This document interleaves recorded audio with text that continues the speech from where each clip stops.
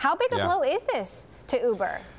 Well, you know, it depends on if you're talking about worldwide or Europe, but obviously in Europe it's a big deal. I mean, London was sort of this shining star for them, where the rest of Europe had fallen apart, and London was their biggest operation.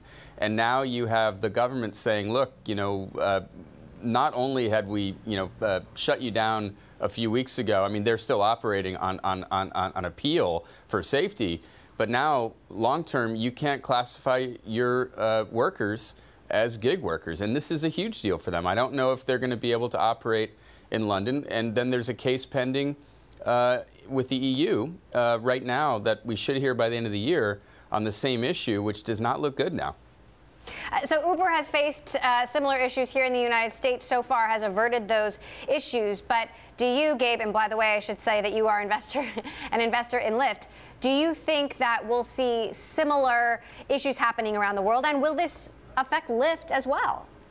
Well, let's hope not. I mean, you know, you look at the U.S. versus Europe, we're pretty different.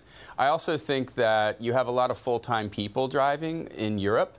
Whereas here, you know, at least the numbers I saw about a year ago, the average driver for Lyft, for instance, was 15 hours a week, and 83% of their drivers at the time were also driving for another service, probably Uber.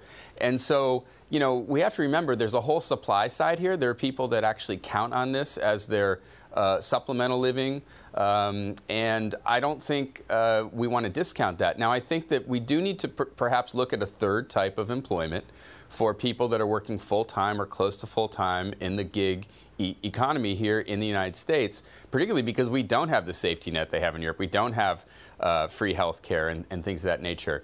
But because of the competition we have here, I think it's quite a bit different than what was going on in London.